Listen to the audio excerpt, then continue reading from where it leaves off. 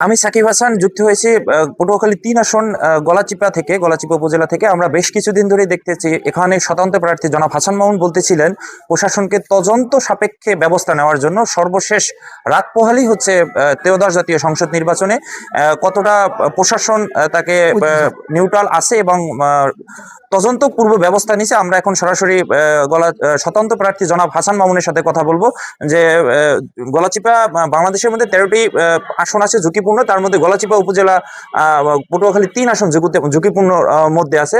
আমরা হাসান মামুনের সাথে এখন একটু সরাসরি কথা বলবো। যে প্রথমত আমরা আগেই বলেছি যে 5ই আগস্টের পরে প্রশাসন, বিশেষ করে পুলিশ বিভাগ কার্যত দুর্বল হয়ে পড়েছে। তারা কোনো সন্ত্রাসের বিরুদ্ধে, অনিয়মের বিরুদ্ধে, বিশেষ করে এই গণঅভ্যুত্থানের সপক্ষ দাবিদার শক্তিগুলোর বিরুদ্ধে ব্যবস্থা নিতে তারা অপারগতা প্রকাশ করে, এবং ঠিক তাই হচ্ছে পটুয়াখালী 3-এ।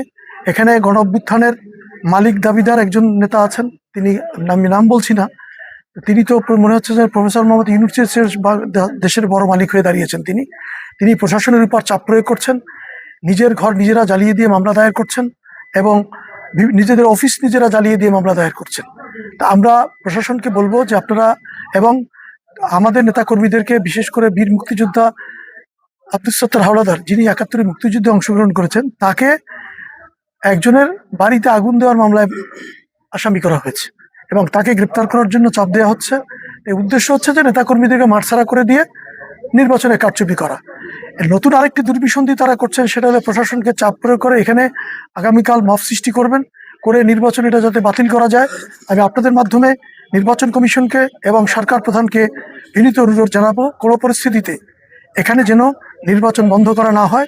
নির্বাচন বন্ধ করলে এখানে সিচুয়েশন কারো নিয়ন্ত্রণে থাকবে না, মানুষ নির্বিঘ্নে ভোট দিবে। আপনার আইন শৃঙ্খলাকে নিয়ন্ত্রণ করুন, যারা হামলা করবে, যারা সন্ত্রাস সৃষ্টি করবে, তাদের বিরুদ্ধে ব্যবস্থা গ্রহণ করুন এবং মানুষকে ভোট দেওয়ার জন্য পরিবেশ তৈরি করে দিন।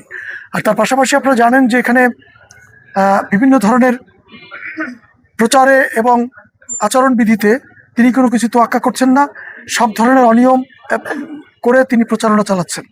গত রাত 2টা পর্যন্ত তিনি প্রচারণা করেছেন, আমরা সেটা সহকারী রিটার্নিং অফিসারকে জানিয়েছি। গত সারা রাত তিনি টাকার ব্যাগ নিয়ে ঘুরেছেন 10 মিনার প্রত্যেকটি জনপদে।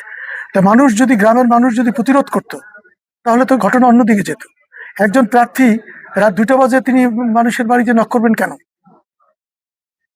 প্রচারণার তো একটা সময়সীমা বেঁধে দেওয়া আছে। তো আমি বলবো যে সহকারী রিটার্নিং অফিসার এবং রিটার্নিং অফিসারকে বলবো, মোবাইল কোর্টগুলোকে বলবো, এমনকি স্ট্রাইকিং ফোর্স যাদের ম্যাজিস্ট্রেসি পাওয়ার আছে তাদেরকে বলবো যে বিষয়গুলো আপনারা দেখুন।